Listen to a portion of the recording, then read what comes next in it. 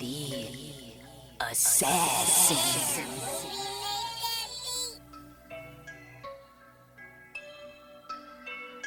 You know I break necks, call me Jack Tate.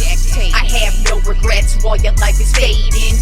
I'm a crazy fuck equivalent to Satan. When I'm behind the mic, I feel like the greatest. You know I break necks, call me Jack Tate. I have no regrets while your life is fading. I'm a crazy fuck equivalent to Satan. When I'm behind the mic, I feel like the greatest. What up, y'all? You're listening to Sports Talk with Tropp, and I'm your host, Katie Tropp. Well, it's been a crazy week in the NBA. Just dudes have been scoring like no other. You know, with Donovan Mitchell on Monday night dropping the 71 points, which I already talked about on Wednesday's show. But also on Monday night, Klay Thompson of the Golden State Warriors, he had a phenomenal night. You know, he's been up and down because, you know, he's coming back from just those horrific injuries that he suffered. So he's obviously lost a step since then, and he really hasn't been the same player. You know, he's capable of getting the job done, but he just hasn't really been the same Klay Thompson that we, in his prime at least. And on Monday night, in a double overtime win against the Atlanta Hawks, Klay Thompson dropped 54 points, 8 rebounds, and 3 assists. So he just had probably one of his best nights of his career since the surgeries that he had. And it was a big win, too. Double overtime win against the Atlanta Hawks. Not a bad team either. 143-141. And so he had a solid night. Then on Tuesday night, Giannis Antetokounmpo, he dropped 55 points, 10 rebounds, 7 assists, 2 steals against Washington, the Washington Wizards, and in a win, 123-113. And it was kind of hilarious, too, because Giannis in the press conference basically called himself a boring player. He kind of feels like nobody's really paying attention to him, and that's totally fine. It's just kind of funny he says that because I think that's quite the opposite for him. I think he's a phenomenal player, but I get what he's saying because he's not like electric or flashy or really anything like that, but he's just consistent every single night, and dropping 55 points is a big deal for him. One of the best nights of his career. He also had the 10 rebounds, so it was a big double-double for him, almost a triple-double. But he had a big night. And then last night, Thursday night, Lauri Markkanen, he has been having a great season for the Utah Jazz so far. I mean, this has turned out to be an excellent pickup for the Jazz, which is very shocking because I honestly did not think the Jazz were going to be that good.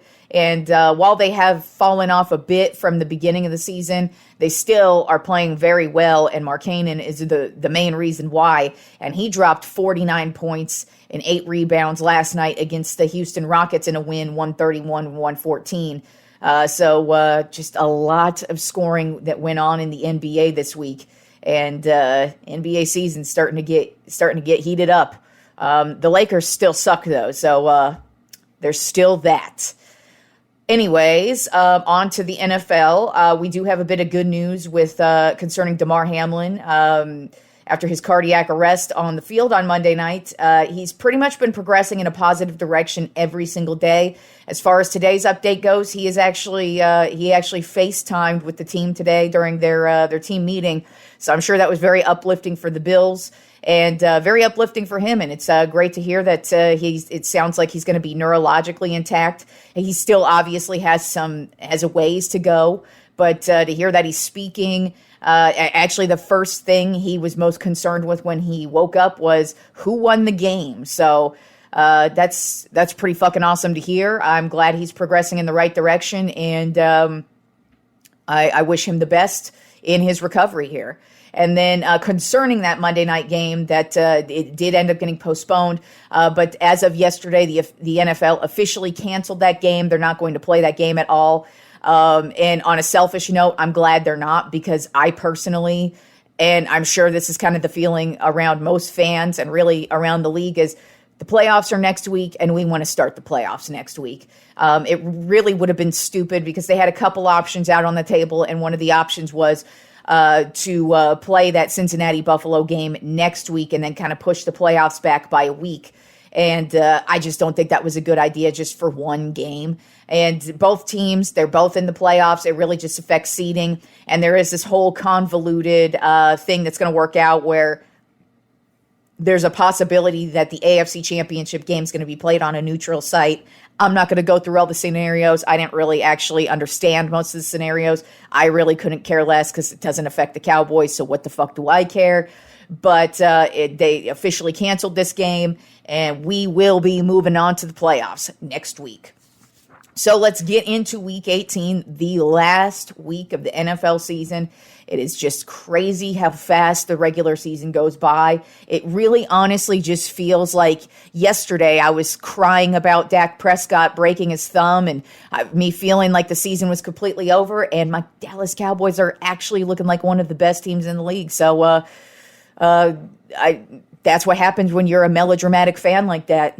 You put it out there in recordings so people could go back and listen to that shit if they really want to. But at least unlike most people, I admit what a stupid fan I could be. Most people, they really can't actually admit those type of things. I most certainly can. But let's get into Week 18. We have a lot of mismatches this week, but we also have a couple of games that do matter as far as the playoffs are concerned. So let's get started. We do have a couple of games on Saturday, which is excellent. Because you know what, man, throughout the playoffs, we actually have Saturday games and Sunday games. So it's like just fucking great. These last couple of weeks, it's been like Saturday, Sunday football, and we still get Saturday, Sunday football for the next couple of weeks. So we have a couple of games this week on Saturday, beginning with the Kansas City Chiefs at the Las Vegas Raiders. Right now, the Chiefs are a 9.5-point favorite. The Raiders have absolutely nothing to play for, and I kind of feel like that's going to show on the field, whereas the Chiefs, they're looking to get that number one seed. And they're also looking to head into the playoffs with a win. You always, no matter what, if you're even if you're playoff bound, even if you 100% know what's going to happen with you making the playoffs, you still want to head into the playoffs on a good note. And I kind of feel like that's what the Chiefs are going to do. They might at some point sit some of their starters, maybe in the second half, maybe in the fourth quarter, something like that. But I kind of feel like the Chiefs are going to roll in this one 31-14. Then the Tennessee Titans are at the Jacksonville Jaguars. Right now, the Jaguars are a 6.5-point favorite, and this is one of the games that actually does matter. This is for the AFC South. Whoever wins this game wins the division and gets a playoff spot and gets a home playoff game. So that's always a good thing. The Titans have looked so bad this second half of the season. It's just crazy how bad they have looked. And I don't see how they're going to get any better. Whereas the Jaguars, they're the exact opposite. They've beat a few good teams. They've really stepped it up offensively. Defensively, they're making some plays. And I feel like they're really starting to believe in themselves and believe in what Doug Peterson is doing with this team. So I feel like the Jaguars are actually going to win this game. I feel like it's going to be close at first, and the Jaguars will just start to run away with it in the second half. And I have the Jaguars winning this division 28-17. Now moving on to the Sunday games, we have the Baltimore Ravens at the Cincinnati Bengals. Right now the Bengals are a 6.5-point favorite. This one is kind of convoluted as well. I can't recall what happens with the division in this one. I think if the Bengals win, they win the division. If the Ravens win, there's going to be like a coin toss for the division. So we'll see what happens there. I believe that's what's correct. Regardless, I feel like Cincinnati's going to win this game anyways because Cincinnati, before the injury happened in Monday's game, they looked like they were ready to just make some big plays and continue the offensive gameplay. And the Ravens, it's not looking like Lamar Jackson's going to play. So I just kind of question whether or not they're going to be able to do anything offensively. And the Bengals are just going to be too much for them to keep up with. I think it'll be relatively close, but I think the Bengals will get the win in this one, 24-13. Then the Tampa Bay Buccaneers are at the Atlanta Falcons. Right now, the Falcons are a 3.5-point favorite, which, wow, that's kind of odd. Didn't expect to see that because the Falcons are an absolutely awful team. Not that the Bucs are phenomenal, but I mean, they're headed into the playoffs. I kind of feel like they're also one of those teams where it's like they want to go in on a positive note. Tom Brady actually already mentioned this week he does not want to be benched. And I feel him on that just because, I mean, it actually is stupid to bench your players. It's you can actually see it over the years. Usually those teams they might make the playoffs, but if you don't head into the playoffs with any momentum and you don't get any gameplay, you usually lose. Right off the bat too. So and especially with this Bucks team, they could use all the wins they could get. And so I kind of actually feel like this is going to be their best game of the season because Atlanta has absolutely nothing to play for. Tom Brady owns the Falcons. And so I actually think this is going to be the best game of the season for the Tampa Bay Buccaneers. I think they're going to roll 31-10. Then the New England Patriots are at the Buffalo Bills. Right now, the Bills are a 7.5-point favorite. You know, it's going to be difficult to figure out how the Bills are going to react to what happened with their teammate DeMar Hamlin on the field on Monday night, because you feel like this is going to be a rallying thing, especially now that he spoke with them via FaceTime today. You feel like it's all headed in a positive direction, but you just really don't know how people are going to react to situations like that. And so, but I personally think they're going to react in a positive way. I feel like they're going to keep it rolling, and I feel like it's only going to fuel them to possibly win a championship this year. The Patriots, they are hanging on for dear life for that last wild card spot in the playoffs. But the Patriots just aren't a good team to me. While this is a division matchup, I just kind of feel like Buffalo's going to roll in this one 30-14. Then the Minnesota Vikings are at the Chicago Bears. Right now, the Vikings are a 3.5-point favorite. Justin Fields is not going to play in this game.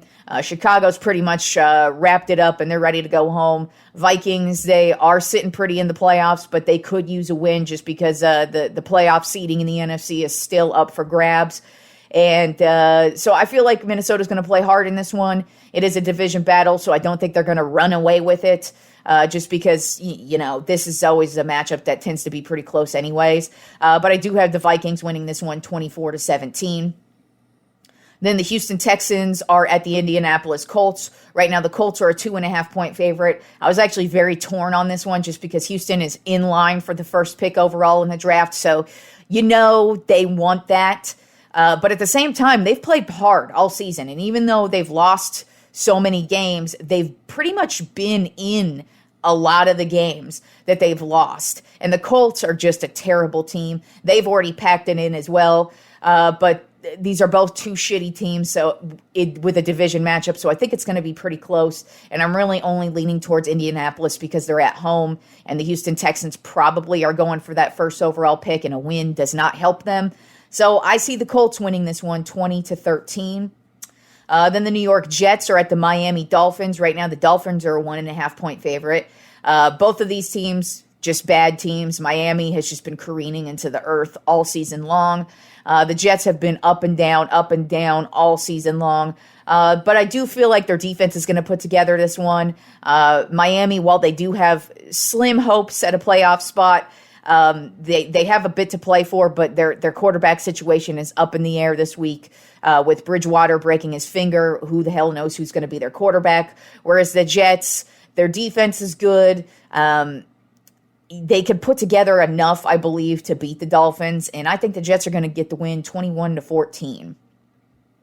Then the Carolina Panthers are at the New Orleans Saints. Right now, the Saints are a 3.5-point favorite. The Saints, even though they beat the Eagles last week, it's not like it felt like they didn't really want to win that game, especially on the offensive side of the ball. They just kept getting stalled. They had so many turnovers. Even Kamara was very ineffective, as he's been for most of the season, other than when he was injured. Whereas the Panthers, they fought and battled hard, and I really think they like to play for Wilkes. I don't know if he's going to end up getting the job. Like I've continued to say, I feel like that dude's got to get a shot somewhere, whether it be with Carolina or somewhere else. But, you know, he's got this team playing very well, and I think they have enough to beat the New Orleans Saints, and I have the Carolina Panthers winning 24-16. Then the Cleveland Browns are at the Pittsburgh Steelers. Right now, the Steelers are a 2.5-point favorite. Both of these teams pretty bad. Cleveland's offense has just been absolutely awful since Deshaun Watson has taken over. The Steelers' defense has gone back to Steelers defense since Watt came back, and I kind of feel like this is going to be the ugly game of the week, as most Pittsburgh Steelers games have been this season. I think it's going to be mostly just a defensive battle, barely any offense at all, probably a bunch of field goals for the most part with just like one random touchdown here and there. But I do have the Steelers winning this one, 17-10. Then on to the afternoon games. We have the Los Angeles Chargers at the Denver Broncos. Right now, the Chargers are a 2.5-point favorite. The Broncos don't really have much to play for other than their pride. The Chargers, I feel like they want to head into the playoffs with a good win, and this is against a division opponent, so you shouldn't overlook them anyways. But I do think the Chargers are going to roll over the Broncos 27-14. Then the New York Giants are at the Philadelphia Eagles. Right now, the Eagles are a 13.5-point favorite, which that's a pretty big margin, in my opinion. With the Giants are a playoff team, and this is a division matchup. And Jalen Hurts' status is still up in the air. So 13.5-point favorite's kind of weird, but whatever. The Giants, I still don't really believe in them. But the Eagles, they've lost 2 in a row. Not looking very good. And if Gardner Minshew's still the quarterback this week, what's going to improve? And so I feel like this is going to be a close game.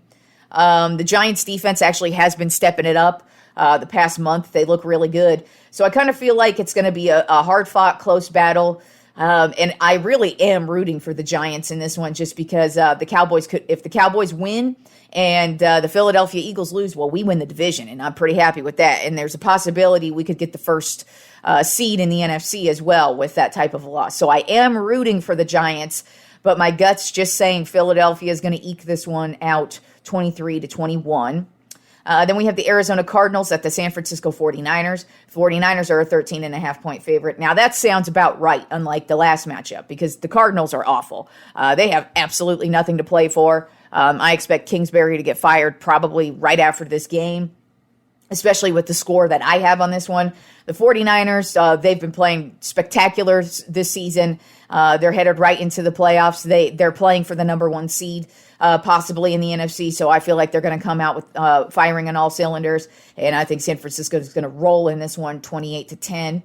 Then we have the Los Angeles Rams at the Seattle Seahawks. Right now, the Seahawks are a 6.5-point favorite. If the Seahawks get the win and the Packers lose, then they are they get that last wild card spot in the NFC. So they need this win no matter what. And then, of course, they need the Packers to lose. The Rams, they've pretty much packed it up. I feel like the Rams packed it up about a month ago. None of their key players have played in a while, and so they don't really have much to play for, even though Baker Mayfield's been pretty solid since he took over at quarterback. But since Seattle has a lot more to play for, they're playing at home, they're playing solid on the defensive side of things, I feel like they're going to put enough together. I feel like this is going to be a competitive matchup, but I think Seattle's going to get the best of the Rams, 23-17. Then the last afternoon game is my Dallas Cowboys at the Washington Commanders. Right now, the Cowboys are a 3.5-point favorite. Washington's going to be playing their third-string quarterback. Can't even remember his name right now off the top of my head. Who the fuck cares anyways?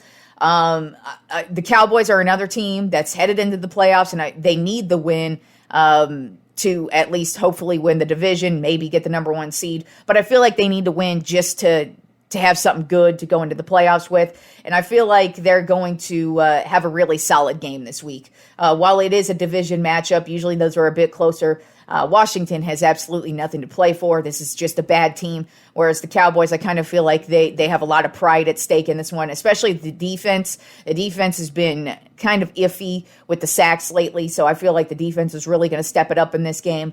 Cowboys offense is going to step it up, and I actually think this is going to be a pretty good game from the Cowboys. I've got them winning 30-17. And then rounding out the Week 18 and the regular season of the NFL on Sunday Night Football, we have the Detroit Lions at the Green Bay Packers. Right now, the Packers are a 4.5-point favorite. And if the Packers win this game, they're in the playoffs. Detroit needs Seattle to lose. So if Seattle loses, basically whoever wins this game is in the playoffs. So right now, Green Bay, they are playing great right now, especially on the defensive side of the ball. They're getting a ton of turnovers. And they're setting their offense up in great field position. Aaron Rodgers is starting to click with pretty much all of his receivers right now. The young ones, the old ones, everybody's healthy. And then you also have the ground attack. They have one of the best ground attacks in the league, right up there. I think the Cowboys have the best with Pollard and Zeke. But then you got the Packers with Aaron Jones and A.J. Dillon, who I think are just about the same type of dynamic. So the Packers are playing great right now. Detroit's also playing great, but they're not a very good outdoor team. And I just kind of have a feeling they're going to just fall apart in this one. I do think it's going to be a close game, but I kind of feel like the Packers are going to get the better of Detroit in this one and play a very solid game. And I have Green Bay winning this one 28-20.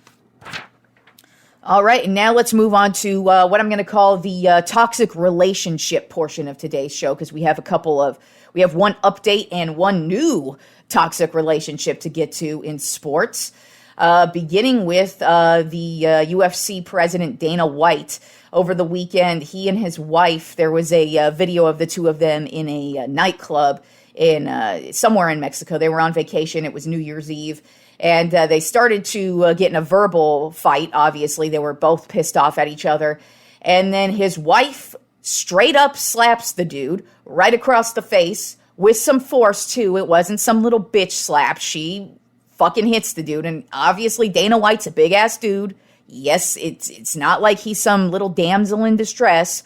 But she hits him first. And then he slaps her a couple times, too. Right after that, but his slaps were such little bitch slaps. I wouldn't even really call them slaps. For the record, both of them look stupid as fuck. I can't believe you people get into these relationships where you hit each other, by the way. And I know most of you probably are saying to yourself, yeah, right, Katie, you probably have done that too. No, I haven't. Toxic people are not allowed in my life in any way, shape, or form. Relationship, friendship, family. If you are a person I don't want in my life, you are not in my life. I'm not addicted to people like the rest of you. I don't need anybody. I could be by myself and be completely fine. People don't put their hands on me. If you put your hands on me, that's going to be the last fucking thing you ever do. You won't have hands if you put your goddamn hands on me, and that's a fucking fact. Anyways, there was video of it. It was released with what happened. I will say, I think the fact that Dana White confronted it immediately, he called himself stupid. He said it was a dumb move. Men should never put their hands on women, and they shouldn't. But by the way, as I said, she hit him first. And I'm sorry, people, women should never be placing their hands on men, just like men should never be placing their hands on women. You both look stupid. And like I said, these were two little slaps. They were slaps. It's not like we're talking Chris Brown, Rihanna shit here. We're talking little bitch slaps. They look dumb. Both of them look dumb. Dana White and his wife look stupid as fuck. And that's exactly what he said. But at least he owned up to it. Some people want him to step down or whatever. In my personal opinion, I don't really think it's that big of a deal. I know people are making a big deal about it or trying to make a big deal about it. But as I reiterate, she hit him first. Nobody's mentioning that aspect of it. Women should not be hitting men. You look stupid. Nobody should ever be placing their hands on themselves unless you are actually defending yourself or you're a professional fighter like a boxer or a UFC fighter. Those are the only times hitting is allowed. If you are hitting somebody, you're an idiot. And it just looked dumb. They both look stupid. And good for him for owning up to it, unlike losers like Deshaun Cunson, who can't own up to his bullshit. And then in the next beautiful toxic relationship, we now know what's going to be the fate of the University of Texas Longhorns basketball coach Chris Beard. He was fired yesterday. As you'll remember, he was arrested a couple weeks ago. His fiance called the cops on him. He apparently strangled her and bit her, and he was arrested for this. She then recanted everything and said that did not happen. Regardless, he was fired by the Longhorns yesterday, and I say good fucking riddance. Number one, Longhorns basketball team has actually not suffered from this. They've been playing very well. They're still ranked in the top 10. Can't recall, I believe they're number 7 this week, number 6, somewhere in there. So they're still playing well. They only have 2 losses on the season. So This hasn't really had any type of effect on the actual basketball team itself, and wins or losses, anything in that regard. But as I've stated before, he either is a woman beater or he's about to marry a scandalous, dumbass, lying bitch. Either way, I don't want that coaching my team. And apparently the University of Texas feels the same way. So peace the fuck out, Chris Beard. I hope to never see you again, asshole. All right, now let's move on to much more fun things outside of your dumb fucking toxic relationships. We got a Tropp 5 this week. Since we have the national championship football game on Monday, I decided I'm going to rank the Tropp 5 greatest national championship football games of all time. These are, first of all, I only selected games beginning in like the year 2000, because for one, my college football fandom is not like my specialty is NFL football. I eat, sleep, breathe NFL football. I know the whole history of NFL football. I'm the type of person where if you ask me like historical questions on the NFL, there's like a 95% chance I'm going to know the answer because I love NFL football. I know the history of it. I've watched so many games. It's literally been my life for 37 goddamn years. That's why I do this show. I'm football everything. But as far as college football goes, I didn't really become a big fan of it until the kind of like 2000s-ish. I rooted for the Longhorns in the Ricky Williams years, which was kind of like around 1998-ish. So the end of the 90s, basically. So I didn't really watch any national championships pre-2000. So I don't feel like I can rank any of those type of games. I'm sure there were great games pre-2000 for the national championship, but I felt like I should only rank games that I either A, actually watched or am aware of. But actually, all 5 of these, yes, I did watch all 5 of them. I do remember them. And so you're also going to think there's a little bit of bias towards the end of this, but trust me, number 1 is number 1. But we'll get there when we get to number 1. Let's start it off. Number 5 on my Tropp 5 greatest national championship football games ever. Number 5 is the 2004 Sugar Bowl.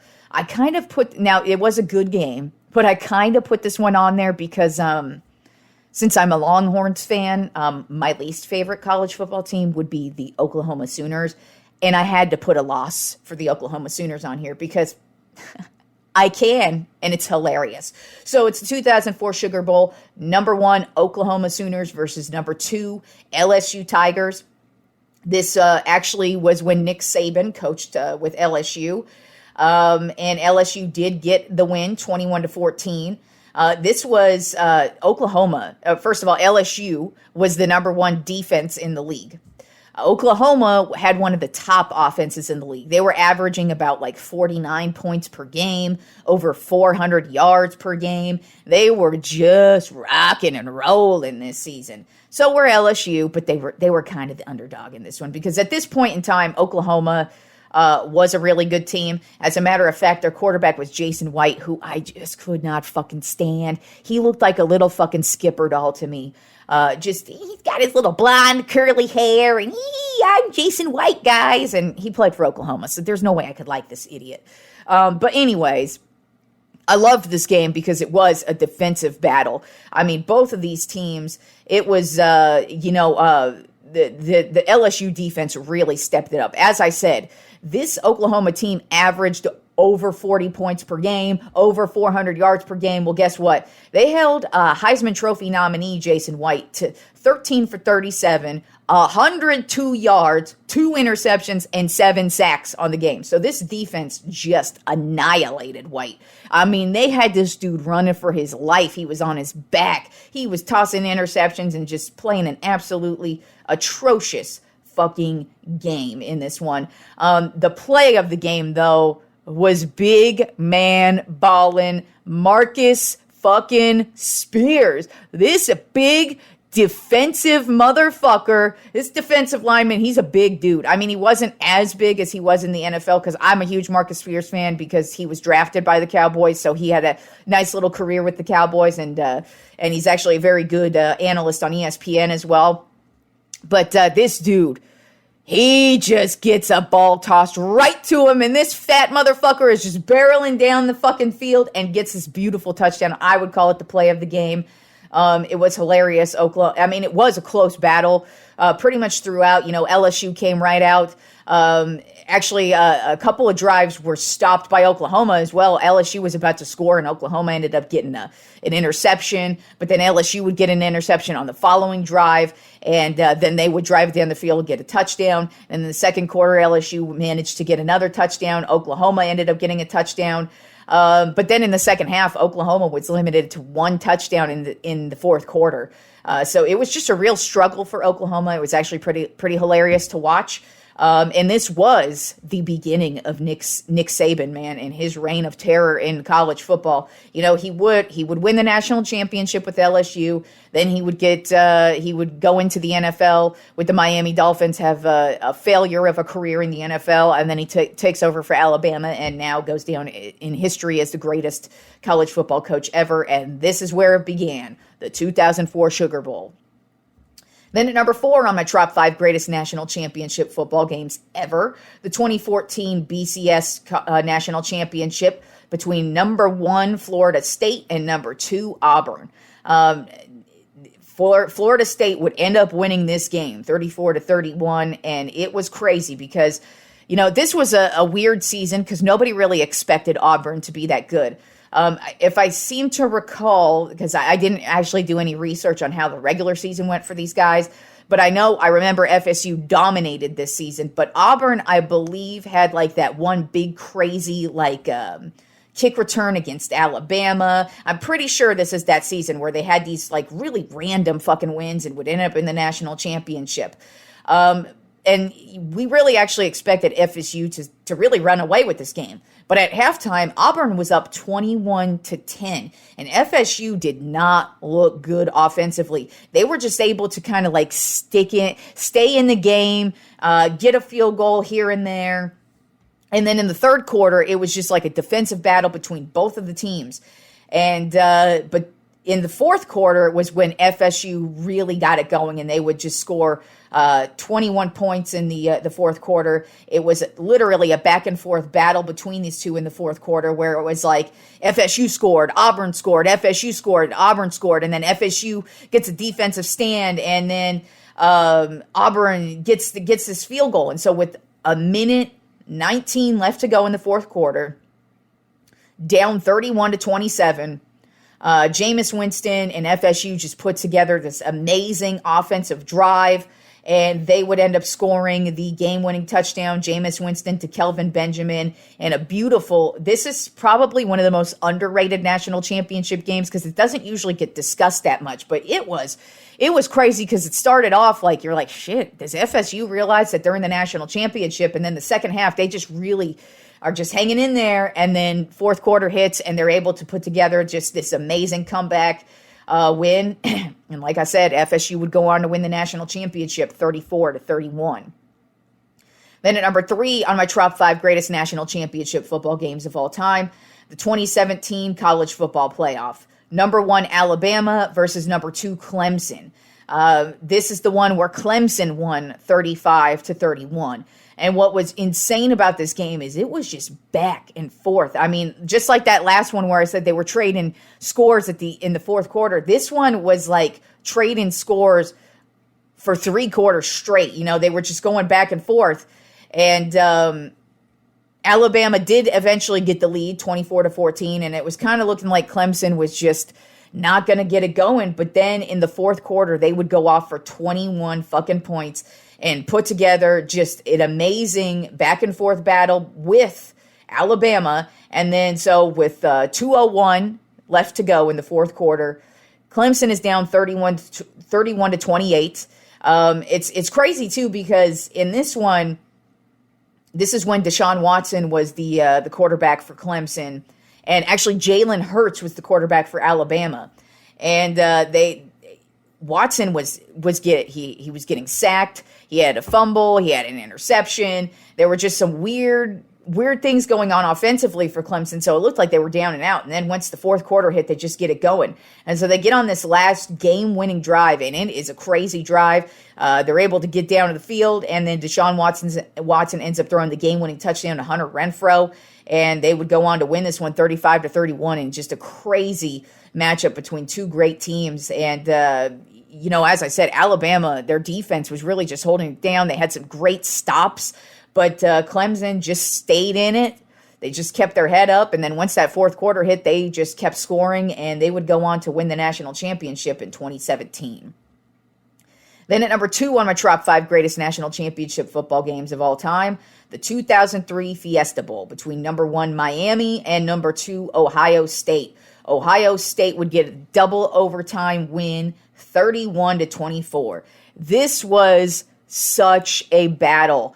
Every quarter, it was like the first quarter belonged to Miami. Then the second quarter was Ohio State. Then the third quarter, Miami. Then the fourth quarter, Ohio State. And then overtime. It was just like such a battle between both of these teams. And then it went into double overtime. This Miami team was a powerhouse team. Ohio State, they were a good team, but nobody really believed in them like they believed in Miami. So for them to get this win was a pretty big deal. Like I said, it was back and forth the whole way throughout. And then Ohio State actually ends up getting the lead at one point. But Miami's battling back. They end up getting the game-tying field goal, barely. They tie it up at 17. They go into double overtime. Miami scores a touchdown. Then Ohio State scores a touchdown in the first overtime. So then we go into the second overtime. And Maurice Clarett, yeah, you remember that name. Actually, funny coincidence in this game. Two of the players who played in this game, Kellen Winslow Jr. was tight end for Miami. He's in prison for raping an old lady. And then you have Maurice Clarett, who also ended up in prison at one point. I don't know if he's still in prison. I can't even recall what he went to prison for. But Maurice Clarett, he's another one. So we have two future felons in this game. But Clarett, one of them, he actually ended up scoring the game-winning touchdown in double overtime in this one. And then just the Ohio State defense would just really lock it down, so they would get the win in this one. Number 1 on my top 5 greatest national championship football games of all time. You cannot argue that this is the greatest national championship football game ever. Ever. And I know, you're going to say, it's because you're a fan, Katie. No, y'all. This is the greatest national championship game of all time. That would be the 2006 Rose Bowl. Between number 1 USC and number 2, my Texas Longhorns. Oh, God, this game, I've seen it so many times, it still gives me goosebumps to watch. What a fucking jam-packed game of excellence. First of all, Longhorns got the win 41-38, just if y'all didn't know. But what a fucking game this was. I mean, back and forth. Just when you thought USC's pulling away from the game, Texas is like, nah, bitch, we got this. And then when it looked like Texas was running away with the game, USC's like, nah, bitch, we got this. And it went down to the wire. So there's a couple of great aspects about this game that I just really absolutely love. I mean, as I said, it was back and forth. We had some crazy players in this. We got Reggie Bush for USC. We got Matt Leinart for USC. We got Lendell White for USC. Then on the offense, or on the opposite side of the field, we've got Vince Young, Limas Swede, Earl Thomas. I mean, we've got all these, Aaron Ross. We've got so many fucking good players on both teams. This is just two stacked powerhouses against each other. This is one of the reasons why I feel like this is the greatest national championship of all time, because it was unquestionable. In a couple of these other national championships that I brought up, there was like controversy due to the rankings and all that shit. So this was unquestionable that these were the two best teams in college football at that time. So one of my favorite moments was actually in the second quarter. Reggie Bush had this hilarious run where he's like, I'm running. Oh my God, I'm going to get tackled. Let me just throw the ball behind me.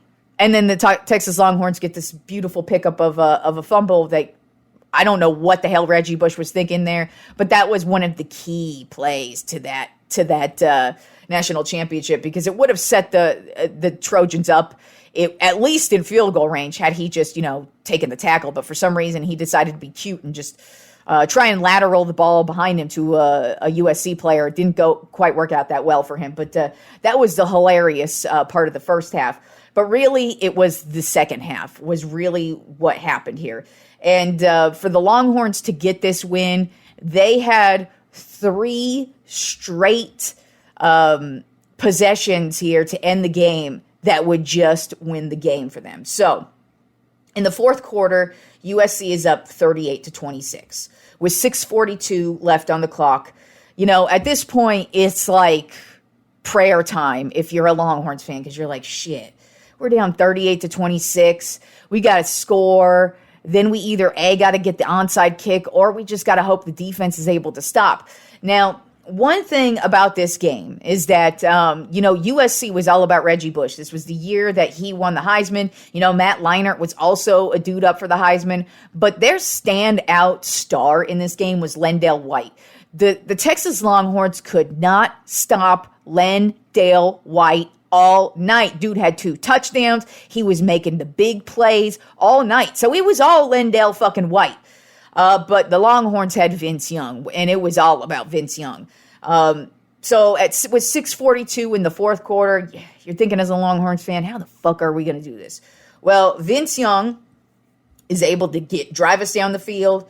He ends up running in another beautiful touchdown to get the score to 38-33. USC's up still. So we kick the ball to USC, and we're going to hope our defense is able to stop USC. Well, it's 4th and 1 at the Texas 45-yard line.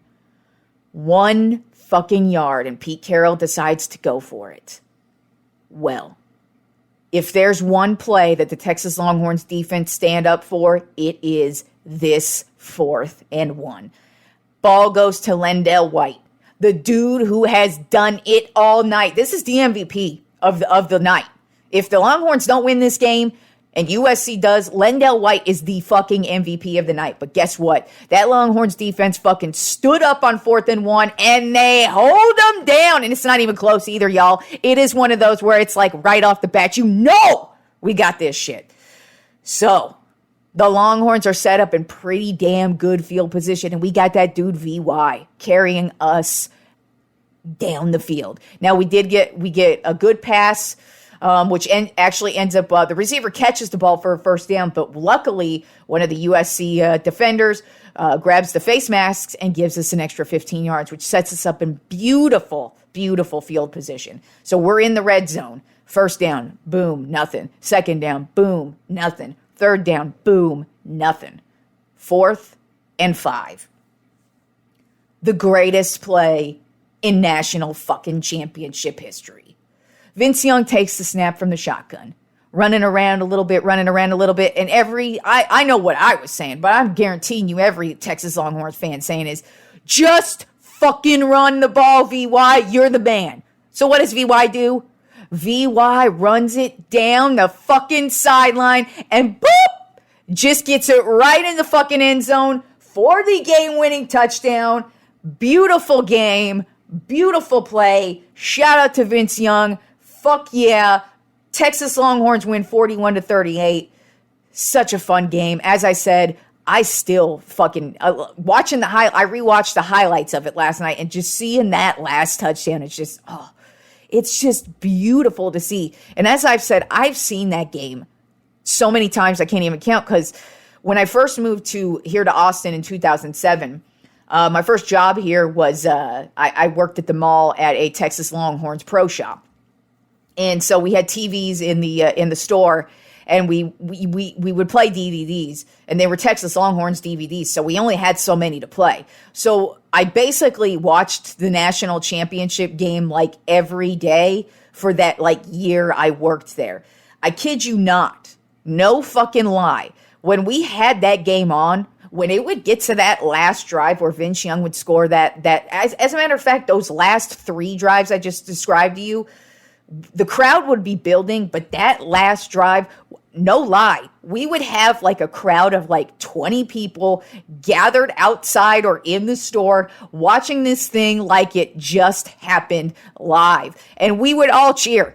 We knew what was coming. And every time we would see Vince Young score that touchdown, it was like it was the first time all over again. So that's honestly, that's how much that game means to us here. But no lie, try and argue with me. What is better than that game? Seriously.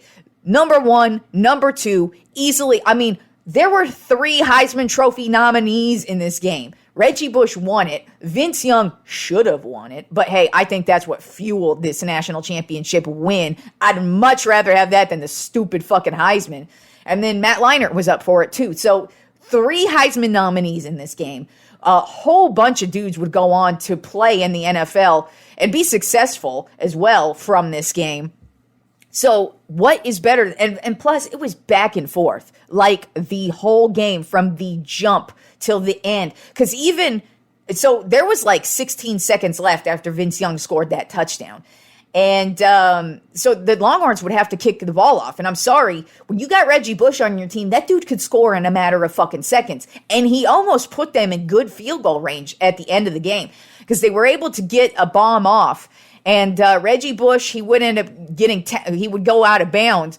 But if he just wiggles the right way, gets the right juke, defender falls down, he either sets them up in good field goal position for the win or scores a touchdown. So this game literally came down to the very last fucking play. But it's my favorite fucking national championship. As I said, still love watching that to this day. And those last 3 drives for the Longhorns, oh, just beauty. So, yeah, I actually enjoyed all 5 of those games. As I said, the Oklahoma loss was fucking hilarious, but these were all back and forth battles and all excellent national championship football games. And hopefully Monday night's national championship game also lives up to this, and maybe it will replace one of these others in the Tropp 5. It will never replace number 1. Trust me on that one. Ain't nothing gonna be better than that USC Texas Longhorns game. Bet me on that shit. But we will discuss that game on Monday. And I hope you guys all enjoy the last week of the NFL. And it's going to be playoff time next week, bitches. Go Cowboys. I'll talk to you fools on Monday.